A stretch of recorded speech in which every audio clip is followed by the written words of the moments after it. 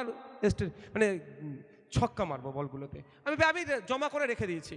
আপনার আমি 3,30,00,000 টাকায় ভাঙড়ে কী কী করতে চাই তার ডকুমেন্টস আমার কাছে আছে। তারপরেও আমি বলছি, যদি 3,30,00,000-এর মধ্যে 3 কোটির কাজ করতে পারলাম, তাহলে বেঁচে গেল কত? 30 লাখ। তাহলে ভাঙড়ের মানুষকে 30 লাখের কাজ হলো না, তাই না?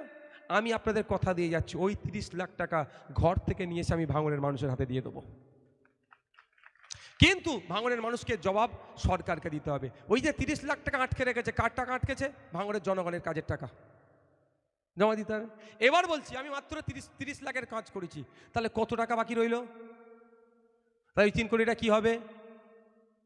কি হবে বলেন? আপনাদের বিধায়কের প্রতি আপনার কি কনফিডেন্স বলেন? ওই 3 কোটি টাকাও আমি বাড়ি থেকে এনে আপনাদের হাতে তুলে দেবো। কারণ আপনাদের 3,30,00,000 টাকার কাজ করার দায়িত্ব একজন বিধায়ক হিসাবে আমার, আমি করে দেবো। কিন্তু কারো কথাই কাগে কান নিয়ে চলে যাচ্ছে নয়, কানে হাত দিয়ে দেখুন কান আছে না নাই। আপনার বাড়ির ছিল তো, আমি জিজ্ঞাসা করুন।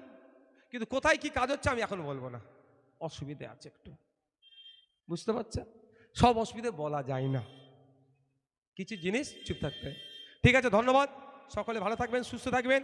আপনাদের ভোট কে বাবা, একটু যেতে দাও তো ওনাকে, এই রাস্তাটা ছেড়ে দাও। আপনাদের ভোট আপনাদের ভাল নিয়ে আমি কি বিক্রি করে দিয়েছি ভাই? আপনাদের ভরসাকে আমি নষ্ট করেছি, আপনাদের আস্থাকে আমি নষ্ট করেছি। পারলে আমি আপনাদের ভোট নিয়ে মন্ত্রী বানিয়ে যেতাম, পারলে আপনাদের ভোট নিয়ে আমি শাসক দলের বড় নেতা হয়ে যেতে পারতাম। কিন্তু আপনাদের ভোট আমি বিক্রি করিনি। কেন? আপনারা যে ভালোবাসা, যে আস্থা, যেভাবে আমাকে ঘিরে রেখেছেন, আমি বারবার আপনাদের কাছে পরাজিত হয়ে যাই।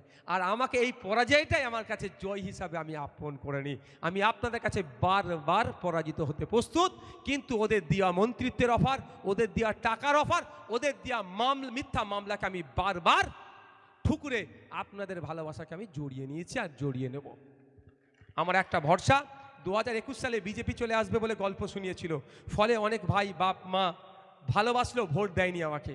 ওই জন্য ওরা প্রায় 83,000 ভোট পেয়ে গিয়েছিল। 2021, 2025 এই 4 বছরে বিজেপি আর তৃণমূল আলাদা নয়, শুভেন্দু অধিকারী আর মমতা ব্যানার্জি আলাদা নয়। এক শুভেন্দু অধিকারী এসে কামড়াবে আর মমতা ব্যানার্জি এসে মলম লাগাচ্ছে, অর্থাৎ ঘা করছে একজন, অন্যজন মলম দিয়ে নিজের দিকে টানতে চাইছে। ভোট হিন্দু মুসলমান ভোট ওরা দুজন মিলে ভাগ করে রাখতে চাইছে, আর বাংলার মানুষকে কি করছে? পিছিয়ে দিচ্ছে। এর হাত থেকে, এদের ট্যাপে বাংলার মানুষ বুঝতে পেরেছে তো যে বিজেপি আর তৃণমূল আলাদা নয়। সুতরাং আমার ভরসা 2026 সাল আসছে, 2026 সাল আসছে, 2021-এ 26,151টি লিড দিয়ে খামচিহ্নকে আপনারা বিধানসভায় পাঠিয়েছিলেন। এক খামচিহ্ন বিধানসভায় গিয়ে